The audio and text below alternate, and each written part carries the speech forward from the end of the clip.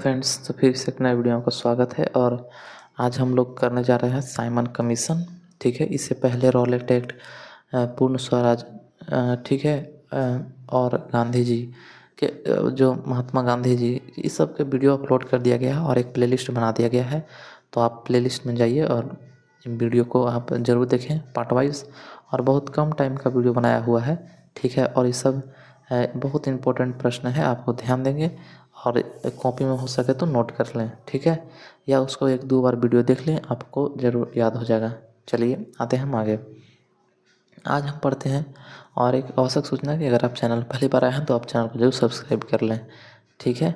और आप एक प्यारा सा कमेंट जरूर करें, क्योंकि आपको वीडियो अच्छा लगता है या नहीं लगता है, तो उसके हिसाब से आप ज़रूर उसको कमेंट जरूर करें। आते हैं हमारे साइमन कमीशन। साइमन कमीशन के बारे में आज समझते हैं, साइमन कमीशन क्या है। चलिए, तो कहता है साइमन कमीशन यहाँ पे कि साइमन कमीशन यानी कि श्वेत कमीशन। अच्छा, साइमन कमीशन को श्वेत कमीशन क्यों कहा गया? तो देखिए, जो साइमन कमीशन जब 1919 ईस्वी में, यानी कि 13 अप्रैल 1919 ईस्वी के जो जो कांड हुआ, मतलब जलियांवाला बाग हत्याकांड हुआ,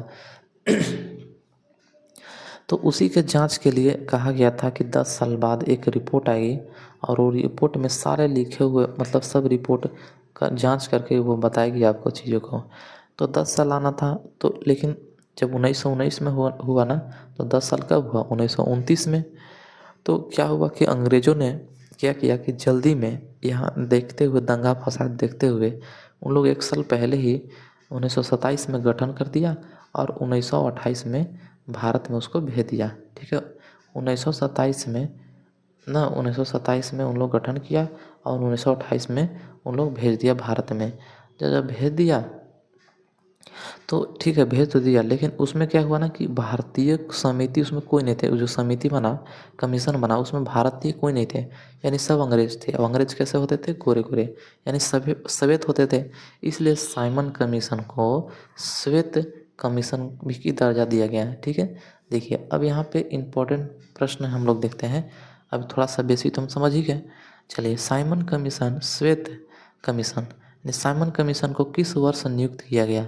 देखिए, 1927 ईस्वी में ना इसको गठन कर दिया गया, ठीक है। और भारत जब आया था, वो आया था 1928 ईस्वी में।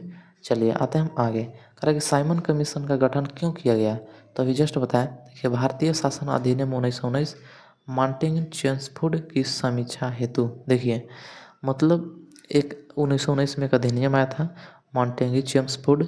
तो ये कहा था कि जो भारतीयों को हुआ है, मतलब क्षति हुआ है ये जलियांवाला बाग हत्याकांड में, तो उसके छानबीन के लिए कमेटी आएगी, ठीक है।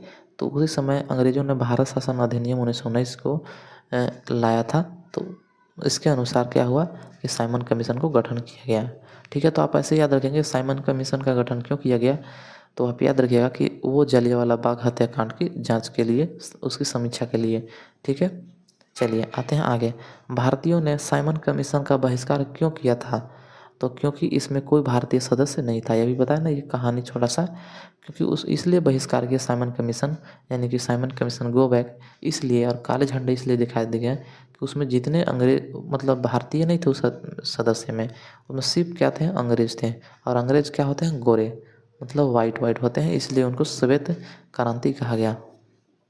देखिए, थोड़ा सा हम इसको जूम कर देते हैं ताकि आपको अच्छा से साफ साफ दिखाई दे। देखिए, यह कहता है इम्पोर्टेंट, ये फैक्ट यहाँ पे ध्यान देंगे कि साइमन कमीशन के विरोध में हुई लाठीचार्ज में लाला लाजपत राय घायल हुए तथा उसे कुछ दिनों के बाद उसकी मृत्यु हो गई। तो मतलब लाला लाजपत राय जो बोले थे, यही साइमन कमीशन के विरोध में उन लोग क्या किए कि लाहौर में पूरा उन लोग क्या किए थे कि विरोध प्रदर्शन कर रहे थे। तो अंग्रेज़ों ने क्या किया, सैंडर्स ने क्या किया कि लाला लाजपत राय पर लाठीचार्ज कर दिया और इसको इंतर लग गया, इनको लाठी लग गया कि इनको कुछ दिन के बाद मृत्यु हो गया। तो इन्हीं ने, लाला लाजपत का कथन है कि अंग्रेज़ों की ये लाठी का एक एक मतलब चोट है ना, अंग्रेज़ों के ताबूत जो उसमें जरा अंग्रेज़ों जो होते हैं उन लोग में जो गाड़े जाते हैं, जब उन लोग को मरने के बाद, तो उसको हम ताबूत कहते हैं। देखिए, इस तरह का ताबूत होता है। तो वह कह रहा है कि इस ताबूत के अंतिम कील के मतलब लाठी की एक एक चोट इस ताबूत के अंतिम कील के मतलब समान होगा। ठीक है, ये ऐसे करके इन लोग क्या करते हैं, गाड़ देते हैं। ठीक है, उन लोग अंग्रेज़ों ने इसमें गाड़ देते हैं। तो ये था। चलिए याद रखेंगे इस कथन को। लाला लाजपत राय के बारे में आते हैं। पंजाब केसरी का उपाधि किसे दिया गया, तो लाला लाजपत राय को। देखिए पंजाब मतलब पंजाबे शेर उनको भी कहा जाता है, लाला लाजपत राय को भी, और पंजाब केसरी भी कहा जाता है लाला लाजपत राय की। चलिए बताएंगे बिहार केसरी किसे कहते हैं, आप लोग कमेंट में ज़रूर बताएंगे। ठीक है, क्योंकि हम लोग बिहार से हैं तो इसको ध्यान देंगे। चलिए आते हैं नेक्स्ट क्वेश्चन की ओर। कह रहे हैं यहाँ पे कि साइमन कमीशन की नियुक्ति किसने की थी, तो बर्किनहेड ने। ये अच्छा प्रश्न है, याद रखिएगा। साइमन कमीशन की नियुक्ति किसने की थी, तो बर्किनहेड ने की थी। साइमन कमीशन को किस अन्य नाम से जाना जाता है, तो श्वेत कमीशन, व्हाइट कमीशन। ठीक है, साइमन कमीशन का समर्थन किसने किया था, डॉक्टर भीमराव अम्बेडकर। देखिए ये थोड़ा कांग्रेस और यहाँ के कुछ नेता लोग थे, ये इन लोग के खिलाफ थोड़ा सा रहते थे, इसलिए क्योंकि इनका जो व्यक्तित्व था वो अलग था, और जो यहाँ के लोगों का जो व्यक्तित्व था वो बहुत अलग था। ठीक है, बाद में लेकिन देखिए सब तो चाहते थे भारत के मतलब भारत में जो दिक्कत था अंग्रेजों के अंग्रेज करते थे, सबका एक ही मकसद था, लेकिन अपने आप में एक फूट हो जाता है। तो वही जब सब विरोध कर रहे थे तो डॉक्टर भीमराव अम्बेडकर ने कहा कि क्योंकि पढ़े लिखे बहुत विद्वान व्यक्ति थे और बहुत बड़े लॉयर थे, तो ये जानते थे चीज़ों को कि हर बार कोई भी व्यक्ति ऐसा नहीं कर सकता है, तो इसीलिए ये हम लोग भलाई के लिए है, इसलिए डॉक्टर भीमराव अम्बेडकर ने समर्थन किए थे। लेकिन कुछ यहाँ के क्रांतिकारी नेता थे, उग्र दल के नेता थे। ठीक है, तो उन लोग थोड़ा सा बात ही नहीं मानते थे, इसलिए उन लोग विरोध करना शुरू कर दिए। तो याद रखेंगे कि साइमन कमीशन की समर्थन किसने किया, तो डॉक्टर भीमराव अम्बेडकर ने। ठीक है, साइमन आयोग की नियुक्ति के समय किसके द्वारा भारतीय के समक्ष सर्वसम्मति की संविधान बनाने की चुनौती रख दी गई, तो बर्किनहेड। देखिए आप समझेंगे नहीं, क्वेश्चन को ध्यान समझिए फिर से।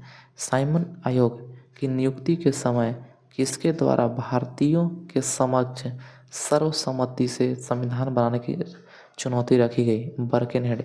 अच्छा, साइमन कमीशन के जो स्थापना किए थे कौन थे, बर्किनहेड थे। अब देखिए क्या वर्ड समझ आ रहा है, कह रहा है कि मतलब कहा गया था रिपोर्ट में कि अंग्रेज़ के अनुसार कि भारतीयों ने मतलब जब भारतीयों को ठीक है कुछ आज़ादी दिया जाए तो क्या उन लोग संविधान तैयार कर लेंगे, ये बात बर्किनहेड द्वारा कहा गया। उनको एक चुनौती मतलब एक तरह से कि भाई उन लोग कैसे चला पाएगा देश को, तो इसलिए।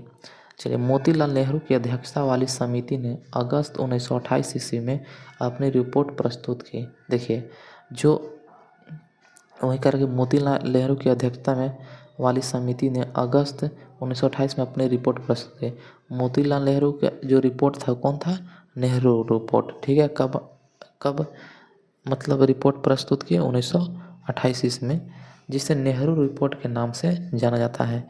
इस रिपोर्ट में भारत के नए डोमिनियन संविधान का प्रारूप प्रस्तुत किया गया था। मतलब कहा गया था यहाँ पे इन नेहरू रिपोर्ट में कि भारत का एक अलग संविधान होगा जिसके अनुसार जो है भारत को चलाया जाएगा। ठीक है, तो लेकिन लोग नहीं समझे इस चीज़ों को, तो मोतीलाल नेहरू क्या कर दिए, इनका मतलब रिपोर्ट को क्या कर दिया। फिर 1929 के लाहौर अधिवेशन था, उसमें इनको रिपोर्ट जब पेश किया, वहाँ जब मीटिंग चल रहा था तो इसमें बर्खास्त कर दिया, निरस्त कर दिया, हटा दिया गया। ठीक है, चलिए तो ये था ये साइमन कमीशन से कुछ पॉइंट्स, और इसको ज़रूर ध्यान देंगे। ठीक है, चलिए तो फिर हम मिलेंगे अगले वीडियो में, और उस वीडियो में मिलेंगे सविनय अवज्ञा आंदोलन। देखिए हम टॉपिक वाइज इसलिए कर रहे हैं ताकि आपको ये लगे कि मतलब कम टाइम में वीडियो को देखने लगे और जल्दी से आप नोट भी कर सकते हैं, और नहीं नोट करेंगे तो एक दो बार वीडियो को देख लेंगे तो आपको याद हो जाएगा, इसलिए पार्ट वाइज कर रहे हैं। एक बार इसको पूरा हम लोग महामैराथन लाएंगे, महामैराथन। ठीक है, महामैराथन। महामैराथन मतलब क्या है, तो ध्यान सुनिएगा। पूरे जो वीडियो था ना, जितना हम पार्ट वाइज में कर रहे थे उसको हम लोग संडे के क्लास में पूरी अच्छे से महामैराथन क्लास लाएंगे। 1 से 1.25 घंटा का क्लास रहेगा, 1.5 घंटा का, और पूरा इसका कंपाइलेशन जितना भी था वो अभी तक आप पार्ट वाइज में देख रहे थे उसका महामैराथन में कर दिया जाएगा, जो भी 1 घंटा 2 घंटा का वीडियो होगा, ठीक है। फिर मिलेंगे अगले वीडियो में, तब तक के लिए जय हिंद।